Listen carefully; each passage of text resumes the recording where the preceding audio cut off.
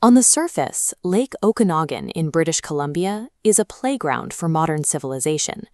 But just beneath the wake of the ski boats lies a network of cold, dark glacial trenches where a very different kind of reality survives.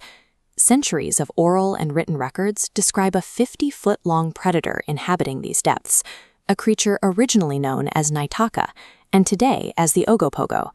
These historical accounts share a consistent, hyper-specific anatomy. Unlike the vague shapes found in typical monstrous legends, the reports here describe a physical organism with features built for these specific deep-water trenches. To actually understand what swims in these waters, we have to look past the folklore and investigate the creature as a flesh-and-blood biological reality. Eyewitness accounts consistently describe a head that is remarkably small relative to its massive body. It features a blunt, lizard-like snout and large, forward-facing, lidless black eyes designed to pull in scarce light from the murky depths. The creature's hide is thick and leathery, lacking typical fish scales. Witnesses describe a smooth, dark green or charcoal black texture that catches the light like wet obsidian. Trailing behind this heavy frame is a powerful, tapered tail. Instead of swishing horizontally, this tail acts as a heavy biological rudder, allowing the animal to execute rapid, steep dives back into the glacial trenches. This highly specific physical blueprint has remained unchanged across more than 300 years of human observation. Long before European settlement, the Syilx First Nations established a relationship with the lake steppes. They recognized Naitaka as the physical master of the water's shifting thermal layers. Their records were incredibly specific about its habitat. Indigenous accounts frequently placed the massive, humped serpent near a network of submerged caves around Squally Point, where the lake plunges to its darkest depths. Crossing the lake's deep trenches required deliberate offerings and specific rituals, acknowledging the territorial presence of a physical giant. These ancient records served a practical purpose. They were the first rigorous, empirical observations of an immense, air-breathing aquatic animal sharing the environment. By the late 19th century, European settlers arrived in the valley, establishing farms and log cabins along the water. They brought entirely different cultural backgrounds to the region, yet their observations matched what the Syilx already knew. In one documented report near Mission Creek, a group of settlers spotted a 50-foot emerald-black shape muscling its way against the river current. As the animal broke the surface with eerie, silent grace, the air filled with a heavy, fishy musk. Then, the massive displacement wave it created nearly capsized the settlers' wooden rowboat. A heavy musk, a massive wake, and an emerald-black hide. The European reports validated the centuries-old Syilx anatomical records, confirming the same biological details across two separate cultures. The most universally documented feature in all these accounts, from early indigenous history to modern sightings, is the appearance of 3 to 5 distinct humps breaking the water in a perfect line. This diagram illustrates how that happens. This is an animation showing a biological mechanic known as vertical undulation. Unlike normal snakes which slither side to side horizontally, this creature's spine flexes up and down, propelling it forward in a vertical wave. Keeping an eye on the animation, notice what happens when the trajectory shifts downward. This anatomy is built for a deep lake environment. The vertical motion, combined with that rigid tail acting as a rudder, allows the massive body to dive sharply into the cold thermal layers below. The legendary appearance of multiple humps actually represents the exposed arches of a single animal's spine as it drives forward. Today, we face a strange paradox. While the physical description of this 50-foot serpent hasn't wavered in 3 centuries, the environment above it now features a dense skyline of concrete and steel.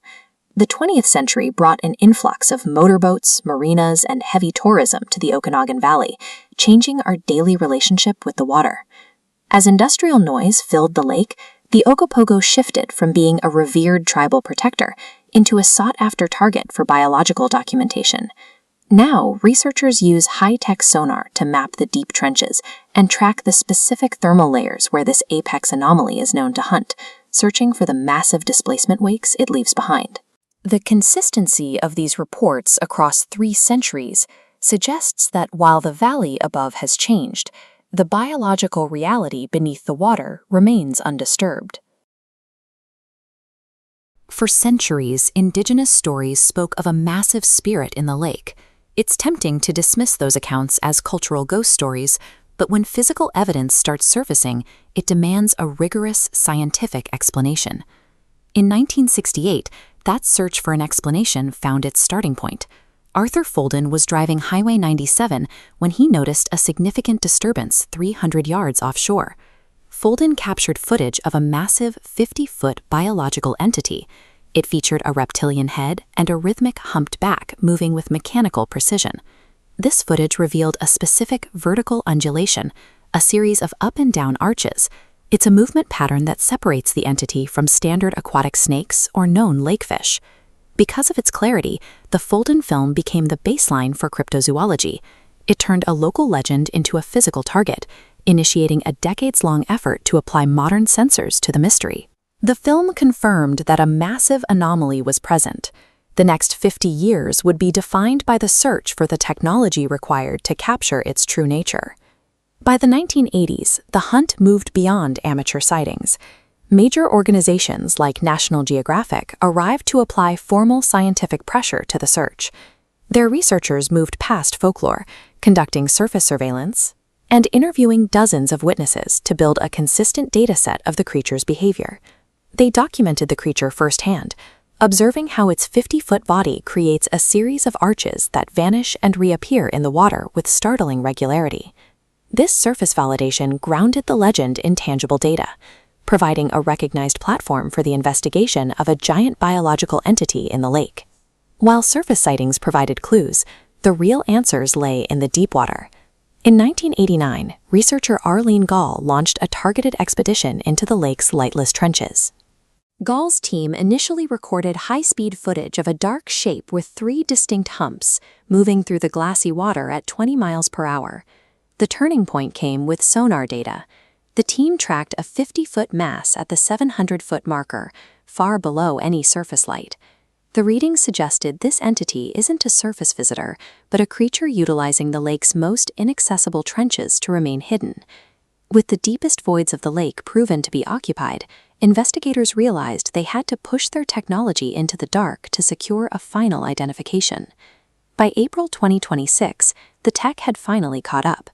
Researchers deployed a high-tech 4K drone into the submerged cave systems near Squally Point. In the darkness of the caves, the drone's camera captured a high-contrast flash, a massive serpentine body with dark emerald skin and large black eyes adapted for the lightless deep.